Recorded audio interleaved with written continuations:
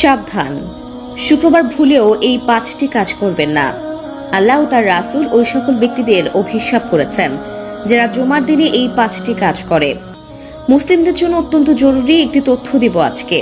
শুক্রবার মানে গরিবদের হজের দিন, কিন্তু আমরা এই দিন এমন কিছু ভুল করে ফেলি যা আমাদের পরকাল জীবনকে জাহান্নামের দিকে নিয়ে যাবে এবং প্রিয় নবীর শাফাত থেকে বঞ্চিত করবে। অবশ্যই ভিডিওটি সম্পূর্ণ দেখবেন এবং সতর্ক হয়ে যাবেন।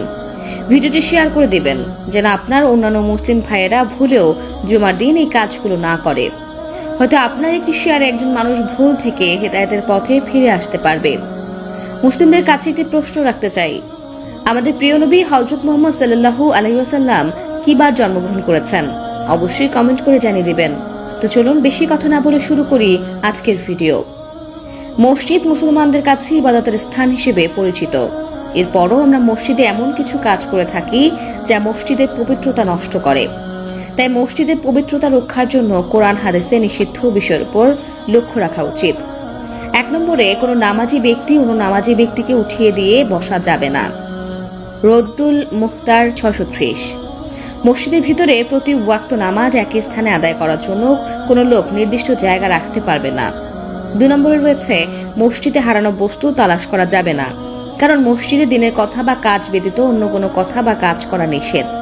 মিশকাত শরীফ 654।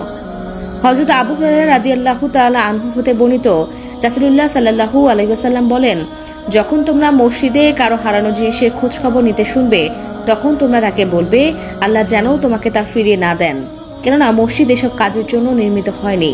মুসলিম শরীফ 568। 3 নম্বরে, মসজিদে দুর্গন্ধময় কোনো জিনিস খেয়ে বা নিয়ে প্রবেশ করা নিষেধ। মিশকাত শরীফ 655। রাসূলুল্লাহ সাল্লাল্লাহু আলাইহি ওয়াসাল্লাম বলেন, যে ব্যক্তি দুর্গন্ধযুক্ত খাবার খায় সে যেন তার মুখ পরিষ্কার করা ব্যতীত মসজিদে না যায়, কারণ মানুষের মতো ফেরেশতারাও দুর্গন্ধ বস্তু দ্বারা কষ্ট পায়। 4 নম্বরে, মসজিদে উচ্চ স্বরে ও দুনিয়াবি কথা বলা যাবে না। মিশকাত শরীফ 689। 5 নম্বরে, মসজিদে অপরাধের শাস্তি ও শাসন করা যাবে না। মিশকাত শরীফ 679। এছাড়া রয়েছে মসজিদে রাজনৈতিক মিটিং করা, মসজিদে আদবের খেলাফ। রাসূলুল্লাহ সাল্লাল্লাহু আলাইহি ওয়াসাল্লাম মসজিদে বসে অশ্লীল কবিতা পাঠ করা এবং বেচাকেনা করতে নিষেধ করেছেন। সুনানে আবু দাউদ ও তিরমিজি। প্রিয় দর্শক, অবশ্যই এই বিষয়গুলো খেয়াল রাখবেন। মসজিদে আপনার দ্বারা যেন কেউ কষ্ট না পায়। মসজিদ হলো আল্লাহর ঘর। আমাদের অধিকাংশ মুসলিমরা দিনের 5 ওয়াক্ত নামাজ আদায় না করলেও শুক্রবার জুমার দিন ঠিকই নামাজ আদায় করে, আর এই দিন এই ভুলগুলো সবাই করে থাকে। আমি জাহান্নামে পুরুষদেরকে অনেক আযাবে ভুগতে দেখেছি, যার মধ্যে একজনকে পাথরের উপর মাথা রেখে অন্য পাথর দিয়ে অনবরত থেতলে দেওয়া হচ্ছিল, যার জিহ্বা অনেক দূর পর্যন্ত টেনে নিয়ে যাওয়া হচ্ছিল এবং তাকে তার জিহ্বা দিয়ে ঝুলিয়ে রাখা হয়েছিল।